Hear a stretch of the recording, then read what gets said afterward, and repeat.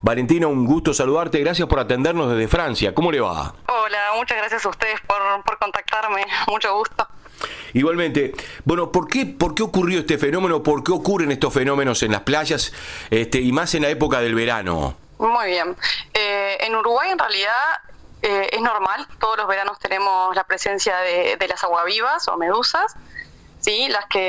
Hay algunas que son muy comunes, como por ejemplo la que está apareciendo este verano en Maldonado, ¿no?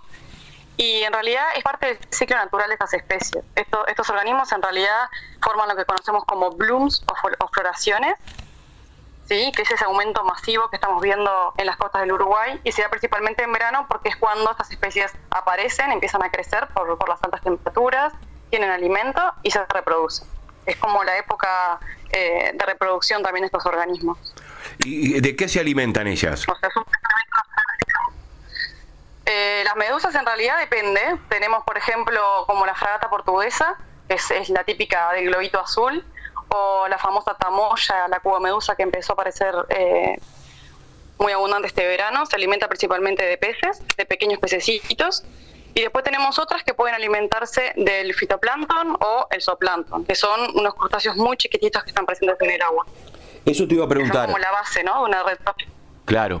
Perdón que te interrumpí, pero eso te iba a preguntar. ¿Qué quiere decir zooplancton? ¿Qué significa? Bien, bueno, zooplancton, por ejemplo, las medusas forman parte del zooplancton, ¿sí? Son organismos muy chiquitos que lo que no pueden hacer, digamos, es nadar contra las corrientes, ¿sí? Por ejemplo, un pez tiene capacidad de nado, puede elegir hacia dónde quiere nadar, y el plancton no puede elegir, ¿sí? El plancton deriva y se mueve en función de los vientos y de las corrientes que haya en el océano. Entonces son como organismos derivantes, ¿sí? Tenemos lo que es el fitoplancton, que serían algas marinas microscópicas, y después tenemos el zooplancton, que zo hace referencia a que son animales, ¿sí? Podemos tener pequeños crustáceos, de la familia, digamos, de crustáceos sería un cangrejo, pero estos son muy chiquititos, es otro grupo distinto. Ajá. Y después tenemos lo que se conoce como zooplancton gelatinoso, que son las medusas propiamente dichas. Las medusas no tienen capacidad de nado para ir contra una corriente o contra el movimiento de una ola. Bien. ¿Sí? Ellas se van a mover en base a las corrientes oceánicas. Perfecto, bien aclarado eso también, porque uno se pregunta por qué aparecen y ahora han aparecido en una cantidad que no es normal en nuestras playas. Bueno, en realidad lo de normal o no normal es un poco subjetivo, ¿no? Porque tenemos registros de hace años en donde se ven que es recurrente, digamos, la presencia de blooms. Lo que puede pasar, por ejemplo, en los puertos, donde se ha visto también en Piriápolis hace unos días también la aparición de crisadora, de otra de las especies comunes, que se empiezan a acumular en puertos, y eso se debe directamente a la influencia de vientos que las empiezan a acumular, y las medusas no pueden escapar, digamos, no tienen la capacidad de salir del puerto, entonces quedan retenidas ahí y la vemos como mucha cantidad. Bien. Pero en realidad están dispersas por toda la costa y no somos conscientes, digamos, de que están presentes, digamos, hasta que no las vemos todas acumuladas. La fragata portuguesa, que veíamos algunas fotos de chicos que se estaban bañando o personas mayores también, pero que los rozó y que apareció, y era toda una novedad ese nombre. De la fragata portuguesa, en realidad también es una especie que aparece comúnmente en nuestras costas, pero es una especie oceánica, ¿sí? Ese organismo en realidad vive en el medio del océano, en las zonas tropicales, y cuando llega a nuestras costas es directamente por la influencia, seguramente, de un viento más noreste, ¿sí? Que está trayendo aguas oceánicas y las atrae a nuestras costas. Como ven, ella tiene como un globito y una velita, que lo que hace, digamos, es que su movimiento va a ser en función del viento que las empuje. Entonces, cuando llegan a nuestras costas, fueron transportadas hacia ahí y ellas no pueden escapar, digamos, y van a terminar siendo varadas. Y ahí, en realidad, cuando estamos nosotros en la playa veraneando, es cuando las vemos, y bueno, y podemos rozar su tentáculo y bueno, y ser picados. Ajá. Pero simplemente por azar, ¿no? Porque estamos nosotros en la playa y ellas están llegando. Claro, pero lo que pican de una manera, ¿está bien dicho picar? Uh-huh. Sí, en realidad eso es una discusión, porque lo que pasa es que nosotros rozamos el tentáculo, ¿sí? Y los tentáculos de las medusas están llenos tienen muchísimas células que se llaman nidocitos, ¿sí? Que tienen dentro de ellas, es como un arpón que está envuelto. Cuando nosotros rozamos, ella no sabe, o sea, una medusa no puede identificar si lo que está tocando es una presa, si somos nosotros, si es cualquier otra cosa. Sí. Entonces, ese arpón tiende a dispararse. Es como que se dispara y se clava en lo que encuentre. Claro. En este caso seríamos nosotros, y ese arpón inyecta el veneno. Claro, te entiendo. Porque uno dice, ¿por qué nos atacan? No es que te ataquen, ellas se defienden. No, para nada. Ellas en realidad ni siquiera es como una estructura de defensa, pero ellas, como te digo, no pueden elegir si moverse y si alejarse de una persona. Claro. Entonces, si estamos en la playa y viene una ola y la medusa está en esa ola, la medusa, sin que ella lo elija, vamos a tocarla, digamos, vamos a tener contacto con sus tentáculos y ahí vamos a tener la famosa picadura de medusa. Valentina. Pero sí, no son enemigos de nadie y claro, están en su ambiente. Valentina, hay gente que las levanta, las saca de la playa de tal manera que dice que no, que ahí, bueno, al rozar o a tocarlas no, o picarlas, como que recién tú decías que ahí está la polémica. ¿Eso está bien o no? ¿O es preferible no agarrarlas?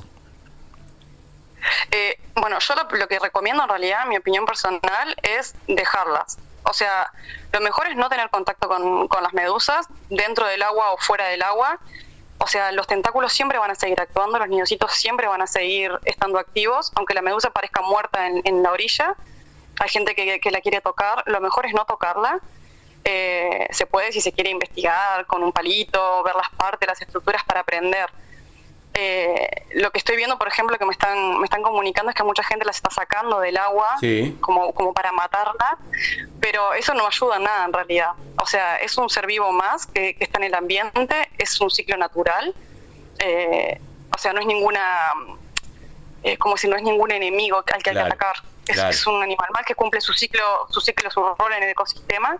Entonces lo ideal es no tocarlas, y si le tenemos miedo y no nos queremos meter al agua, no nos metemos. Claro, o cambiar de playa, irte para otro lugar que no es. Exactamente, o claro, estar en una zona que haya menos medusas. Uh-huh. Exacto. Te pregunto, o sea, en la arena también son peligrosas, para ponerle un título, no digo que sean peligrosas por si uno las pisa o algo, puedes correr el riesgo de que te piquen. Sí, lo mejor es eso, intentar estar atento en estos momentos que vi que la costa está llena, intentar no pisarlas, no tocarlas. Obviamente también hay que saber que, por ejemplo, la planta del pie y las manos es lo menos sensible. El tema es que hay que tener cuidado, por ejemplo, si tocamos una medusa con la mano y después nos rascamos la cara, nos tocamos la boca o nos tocamos un ojo. Esas son las zonas más sensibles, siempre los que son, nariz, ojos, boca. Todo eso es lo que hay que tratar de evitar, y por eso se recomienda no tocar con la mano, porque después tendemos a tocarnos otras partes del cuerpo, digamos. Claro. Eso sí puede ser más peligro. Cuando se habla de que te rozó una sin querer, lavarte con agua salada, uh-huh. ¿Esa recomendación la puedes dar? Sí, por supuesto. O sea, lo ideal, por ejemplo, cuando la persona tiene un roce con los tentáculos, lo ideal es obviamente estar tranquilos. Por ejemplo, si estamos en el agua, se recomienda primero salir del agua para estar seguros, digamos, de no ponernos nerviosos adentro del agua, y ahí empezar a sacarse los tentáculos, ¿sí? Que a veces que quedan pegados en la piel. Lo mejor es sacar los tentáculos con cuidado. Por ejemplo, si tenemos una bolsita, usarla como de guante, si otra persona nos ayuda o nosotros mismos, a sacar los tentáculos que quedaron, y después lavar la zona con abundante agua de mar. ¿Sí? Porque la medusa no va a reaccionar al agua de mar porque es su ambiente. Entonces lavamos la zona, la dejamos bien limpita, y después, bueno, protegernos del sol, y si tenemos opción de tener alguna compresa con frío, digamos, algo que nos calme el ardor, eso te iba a preguntar mucho también. A mí un día me manifestaron de que el hielo era bueno. Sí, lo que hay que tener cuidado con el hielo es que es agua dulce. Entonces el agua dulce es perjudicial también, porque tiene una osmolaridad muy distinta, digamos, y los nidocitos pueden empezar a explotar, digamos, a reventar y seguir picando a la persona. Entonces lo mejor es, por ejemplo, aislarlo de alguna manera, con alguna toalla o de alguna forma aislar el hielo, que no toquemos el agua dulce, pero sí aplicar frío. Bien. En la zona. Y cuando por ejemplo, hay también unos hielos. Y a ti te habrán dicho, capaz, no sé, pásate arena de playa. ¿La arena es bueno o no? No. todo lo contrario. Esos son los mitos urbanos que hay que eliminar y sacarnos, porque lo que pasa con arena es que digamos que seguiríamos generando un contacto, un roce constante con el tentáculo, la típica que se dice rozar con arena, ¿no? En la piel. Eso en realidad lo que está haciendo es activando aún más las células esas urticantes, los niocitos, y que hacen que se empiece a liberar más veneno todavía. Ah, perfecto. Y más veneno puede implicar también más complicaciones para la persona. Es lo mismo, sí, rozar con una toalla es lo mismo, intentar no rozar. Todo el tiempo es sacar con agua de forma suave y ir limpiando la piel, digamos. ¿Se multiplican en todos los océanos? ¿Ellas son de todos los océanos? Son diferentes especies. O sea, las medusas tenemos en todos los océanos, principalmente están asociadas a las zonas costeras, y por eso en realidad, como somos los humanos los que veraneamos en zonas costeras, es cuando hay la interacción con ellas. Pero en nuestras costas, las especies que vemos en realidad no están en otras partes del mundo, ¿no? Son las especies comunes que podemos encontrar en Argentina y en Brasil. Por ejemplo, la fragata portuguesa, sí, como es oceánica, la podemos encontrar acá en el mar Mediterráneo, en Brasil y en otras partes del mundo, en Uruguay. ¿El cambio climático ha tenido algo? Digamos que... Sí, te escucho.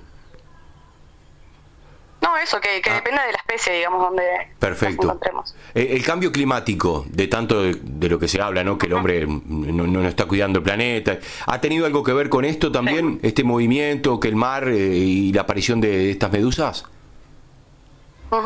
Bueno, en realidad con eso se ha visto, sí hay diversos estudios, que eso también depende de la especie, digamos, el efecto que tenga el cambio climático, pero parece que sí, que puede estar afectando. Cambio climático asociado a varios factores. Por ejemplo, tenemos el aumento de la temperatura, que parece que favorece alguna de estas especies, favorece su reproducción, crecen más rápido, ¿sí? Esto pasa con muchas especies, pero también tenemos el tema de eutrofización de las aguas, ¿sí? Por contaminación de las zonas costeras. Tenemos también el efecto de la sobrepesca que se suma, claro. ¿Sí? Al tener sobrepesca, digamos, estaríamos eliminando los predadores, ¿sí? Entonces los peces que son de los grandes consumidores de medusas ya no están para controlar las poblaciones, ¿sí? Y a su vez también muchas veces son competidores por el alimento. Hay especies de medusas que se alimentan de lo mismo que peces. Entonces cuando sacamos los peces del ecosistema, dejamos esas presas disponibles que son alimento también para las medusas. ¿Y están compuestas? Entonces son como diferentes. Son diferentes, me decías. Sí, dime. No, ¿están compuestas de qué? ¿Agua y qué más? Sí, principalmente son agua, son 96% de su cuerpo es agua, y después el otro principal componente es el colágeno, es proteína de colágeno. ¿En algunos países se come, Valentina? Esas son las... Sí, claro. En Asia, por ejemplo, son muy consumidas. Los chinos comen eso. Sí. En realidad es China, Japón, Vietnam, son muchos países asiáticos que lo consideran como gourmet. Es como una exquisitez, digamos. Y ¿Tú recomendarías que comiéramos acá en Uruguay? ¿Cómo? ¿Tú recomendarías que se coma eso? Yo la verdad que sí. Actualmente estoy trabajando con un grupo de una red, digamos, en América Latina. Después, si quieren, les paso la encuesta. Estamos haciendo una encuesta a nivel de toda América Latina para ver qué percepción tenemos los uruguayos y argentinos, brasileños y de todas partes sobre el consumo de medusa. Si nos animaríamos a probar un plato con medusa, por ejemplo. Qué buena pregunta. Porque, por ejemplo, se está planteando en Argentina, hay un investigador que ha evaluado la posibilidad de comer Lichnorrhizia lucerna, que es la que están viendo actualmente en Maldonado. Esa vieron que es grandota, es como bien robusta, gordita, que se evaluó, digamos, el procesamiento y parece que estaría apta para su consumo. Entonces, bueno, ¿comiste? ¿por qué no?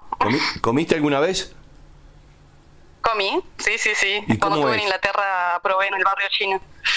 Y bueno, la consistencia en realidad es como una gelatina crocante, es como algo medio gelatinoso cuando lo mordés, es crocante. Y bueno, en realidad lo que hay que hacer es probarlo con diferentes recetas, ¿no? Se puede probar en sopa, se puede probar con vegetales, con, no sé, diversidad de recetas con arroz, por ejemplo. Ajá. Y bueno, no sé, se podría hacer una no sé, catar en Uruguay, hacer una muestra de... No, pero está bueno decirlo, porque uno se sorprendía cuando leía eso, ¿no? Que en algunos países se come. ¿Y qué depredador tiene la medusa? Sí. ¿Cuál es el depredador común?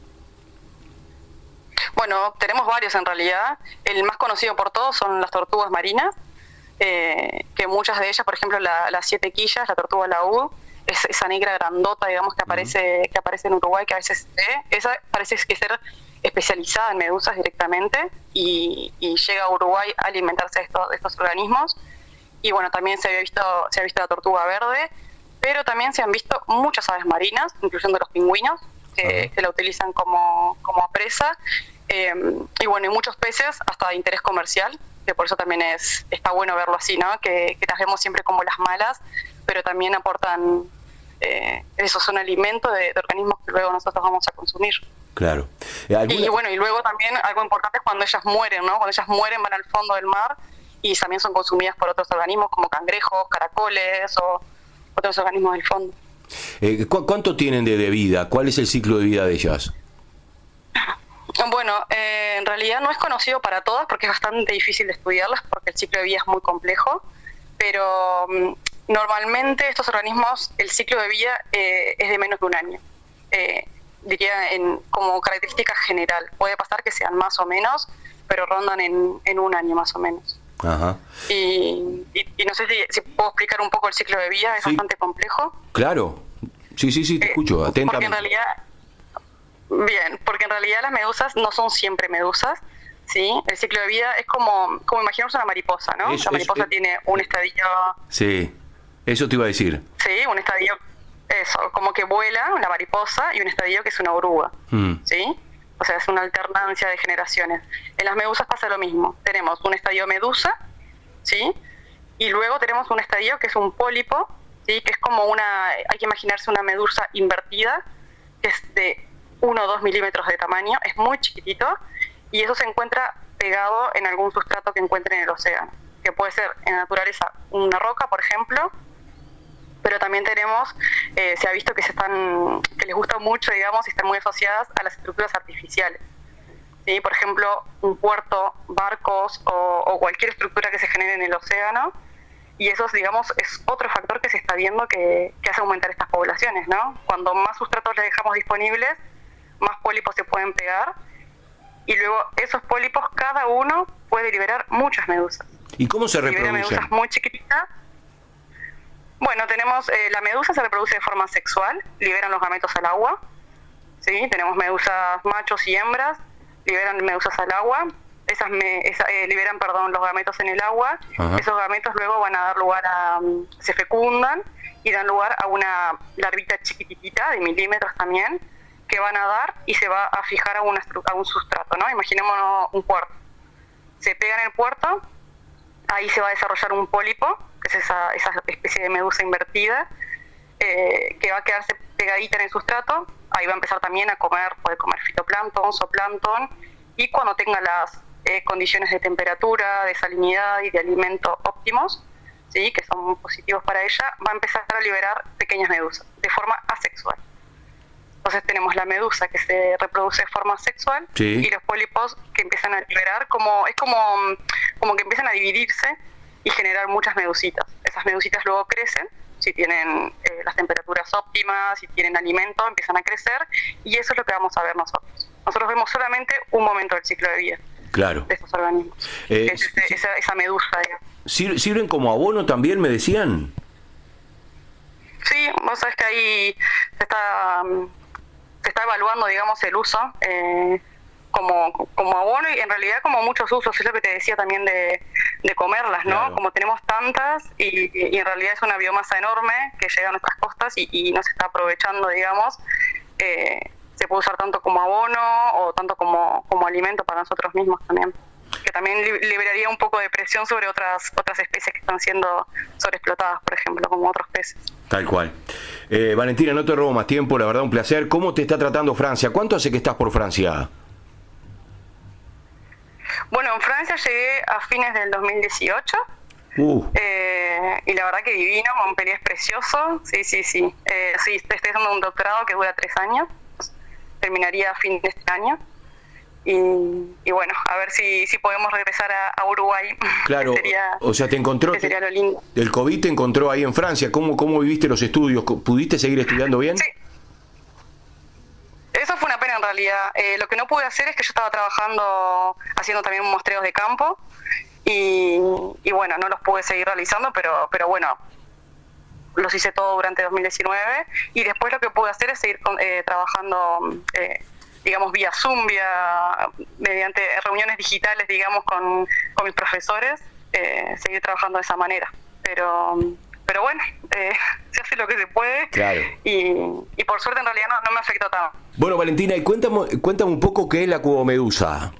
Bueno, la cubomedusa es otro grupo, digamos, de aguavivas que llegan a Uruguay, pero no es tan frecuente como las otras que encontramos normalmente, ¿sí? Y la característica, digamos, que tienen es que estos organismos son mucho más urticantes de los que estamos acostumbrados de ver, ¿sí? La toxicidad se puede decir, digamos, que es tan peligrosa como la fragata portuguesa. Y lo que pasó este año en particular es que, o sea, de este organismo tenemos registros desde 1960, ¿sí? En las costas de Rocha, y después empezó a aparecer también en Maldonado desde el 2012, pero son esporádicos, ¿sí? No podemos decir que aparecen todos los años. Y este año en particular ya vamos llevando más de 15 organismos, digamos, que fueron registrados, y ya se han registrado también accidentes con este organismo. Ajá. Sí, se recomienda tener mucho más cuidado con esta especie, sí, porque es más urticante y puede generar más complicaciones. ¿Y cómo que las otras? ¿Cómo sé cuál es una cubomedusa y otra es una fragata portuguesa, por ejemplo? Bueno, la fragata portuguesa es muy fácil porque es un globito azul que vamos a ver flotando en el agua y es azul completamente, ¿sí? Y tiene unos tentáculos bien largos. En cambio, la cubomedusa es una medusa que por su nombre, como lo dice, es un cubo, es un cuadradito, ¿sí? Cuadrada. Y tiene 4 tentáculos, ¿sí? Son 4 tentáculos nada más, que son más cortitos, digamos, que la fragata portuguesa. Y cuando la vemos a la medusa es como más consistente, es como rígida el cuerpo, ¿sí? No se desarma como las otras. Ajá. Entonces, verla es mucho más fácil. ¿Y por qué es peligrosa? Y, por ejemplo, la marca... Sí, te escucho. Es peligrosa por el veneno que tiene. El veneno es mucho más fuerte, ¿sí? El dolor es muy intenso de esta medusa y yo recomiendo principalmente tener mucho cuidado con los niños en el caso que veamos estas aguavivas, ¿sí? Porque cuanto más chiquito que sea la persona, digamos, el veneno puede ser más intenso, ¿sí? El dolor puede ser más intenso y el efecto que tenga puede ser más intenso. ¿Letal? Y lo mismo, por ejemplo, con una persona... No se han registrado casos de letalidad. En Uruguay directamente no existen casos de letalidad, en Brasil tampoco en realidad, no existen casos de muerte con esta medusa, pero sí se puede complicar, digamos. Sí, por ejemplo, se pueden presentar síntomas como náuseas, como taquicardias o arritmia, o dolor muscular, fatiga. Son síntomas que ya requerirían que se vaya a una emergencia, que la persona directamente no lo dude y vaya a la emergencia. Bien, o sea que si estamos en la playa para evitar... vemos una agua viva que tiene una forma de cubo, que tiene 4 tentáculos, ahí tener mucho cuidado. Tener mucho cuidado, sí, es lo ideal.